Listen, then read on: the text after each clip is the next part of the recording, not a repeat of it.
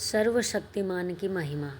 एक बार की बात है, बैकुंठ लोक में भगवान विष्णु के पास देवर्षि नारद गए और भगवान से जिज्ञासा प्रकट की कि भगवान, मैं नाम की महिमा जानना चाहता हूँ।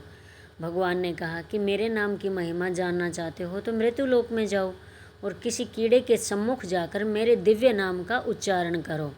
नारद जी मृत्यु लोक में गए और देखा कि एक कीड़ा अपनी स्वाभाविक गति से रेंग रहा है। नारद जी ने उसके सम्मुख भगवान के दिव्य नाम का उच्चारण किया। कीड़ा उसी क्षण मर गया। नारद जी भगवान के पास गए और शिकायत करने लगे कि भगवान, आपका दिव्य नाम सुनते ही कीड़ा तो मर गया। भगवान मुस्कुराए और कहा, मृत्यु लोक में पुनः जाओ, वहाँ पर फूल पर तितली बैठी होगी, उसे मेरा नाम सुनाओ। नारद जी मृत्यु लोक में गए और देखा कि एक फूल पर मस्ती से तितली बैठी है। उसे भगवान का नाम सुनाया। तितली नाम सुनते ही मर गई। नारद जी फिर भगवान के पास गए और कहा कि भगवान, आपके नाम को सुनते ही तितली तो मर गई। भगवान ने कहा कि कोई बात नहीं, इस बार किसी हिरनी के शावक को मेरा नाम सुनाओ। नारद जी मृत्यु लोक में गए और देखा कि एक नर हिरण और मादा हिरनी के पास छोटा सा शावक खेल रहा है। नारद जी सहमे सहमे कदमों से बच्चे के पास गए और उससे भगवान का नाम सुनाया। नाम के सुनते ही हिरनी शावक भी मर गया। नारद जी देखकर बहुत दुखी हो गए और भारी मन से भगवान के पास जाकर कहा, भगवान, यह सब मैं क्या देख रहा हूँ? आपका पवित्र नाम तो तारने वाला होना चाहिए, किंतु यहाँ तो जीव जंतु मरते जा रहे हैं। भगवान ने आश्वासन दिया कि डरने की कोई बात नहीं है। एक बार मृत्यु लोक में फिर से जाओ और किसी नवजात गाय के बछड़े को मेरा नाम सुनाओ। नारद जी ना चाहते हुए भी भगवान के बार बार कहने पर मृत्यु लोक में आए और देखा कि एक गाय के पास एक नवजात बच्चा पूँछ उठाकर पूरे उल्लास से दुग्ध पान कर रहा है।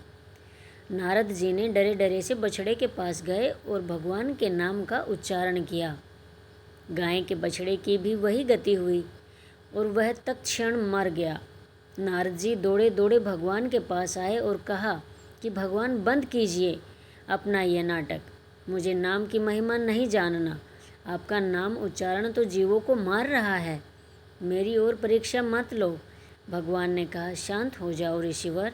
एक बार मेरे कहने से मृत्यु लोक में फिर जाओ और इस बार जीव जंतुओं पर नहीं, मनुष्य पर मेरे नाम का प्रभाव देखो। काशी नरेश के यहाँ एक पुत्र हुआ है, उसके कान में मेरा अलौकिक नाम सुनाओ। नारद जी बोले, भगवान, आप मुझे कहाँ भेज रहे हैं? मैं बदनाम हो जाऊँगा, मुझे लोग हत्यारा कहेंगे। भगवान के आदेश से उनके बार बार विश्वास दिलाने पर नारद जी काशी नरेश के यहाँ गए। वहाँ शिशु जन्म के उपलक्ष्य में उत्सव मनाया जा रहा था। राजा को जब पता चला कि बैकुंठ से देवर्षि आए हैं तो उन्होंने उनका खूब स्वागत सत्कार किया और कहा कि आप नवजात शिशु को आशीर्वाद दीजिए। नारद जी के पैर आगे नहीं पड़ रहे थे।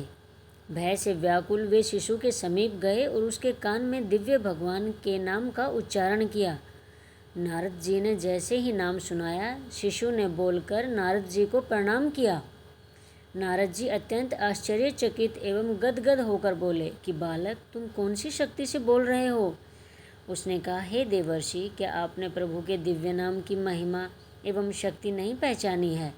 मैं वही एक कीड़ा, तितली, हिरण शावक, गाय का बछड़ा, प्रभु नाम से मैं सहज ही प्राण त्यागता रहा तथा आज मनुष्य जन्म में आया हूँ। नारद जी के सब संशय दूर हो गए और उन्हें नाम की अलौकिक शक्ति का ज्ञान भी हो गया। जय श्री राम।